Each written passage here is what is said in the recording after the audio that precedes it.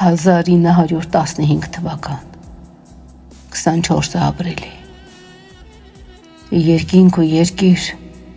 սև մութ ամպեր ու արյուն կարմիր շաղախվան իրար ու թուրքն իր ձեռքով ճակատագիրը դրոշմեց հայոց աշխարհի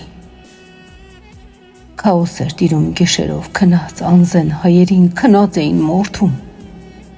մեծ ու փոքրի ով պատահի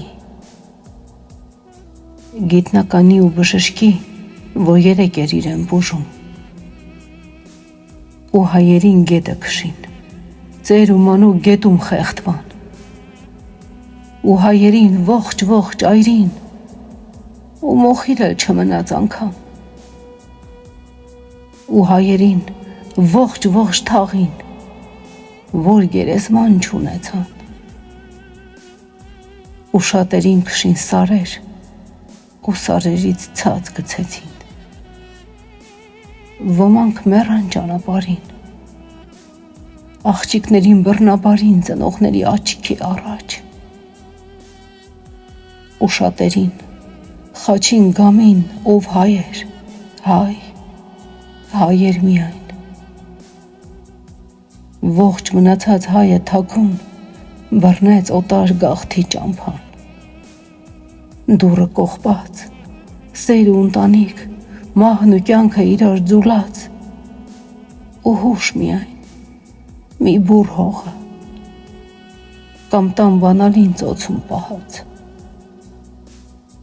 Քանի մանուկ թուրքի ձեռքով աղ որփացավ, քանի մանուկ օտարացավ, հայ լինելը չիմացավ, ու թուրքն այսպես վայրագի պես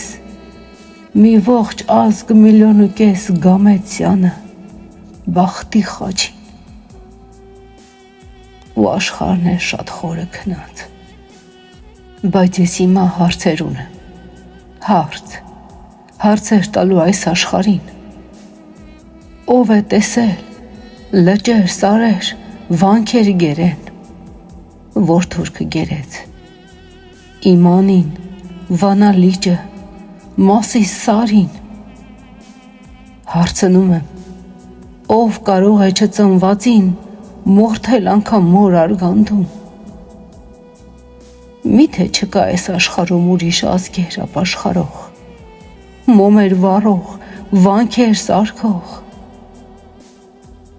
ու ինչու է իր աշխարհ քնած, գուցե քնած էիր դու ձևանում որ հայն ունի այսօր եղերն անմար կրակ ուխտատեղի, որ ջահերով երթ են անում, մեծ ու մանուկ երթման գնում, որ վրեժը պետք է լուծվի, հայը դեռ չի ծնկել ու չի ծնկի, հայկինը ծնել է ու կծնի լեգենդ քաջի, Անդրանիկի քաջ նրդեհի, դեռ սպասեք, չծաղկող գարնան սև ամպերին, հայն իր վրեժը պիտի լուծի։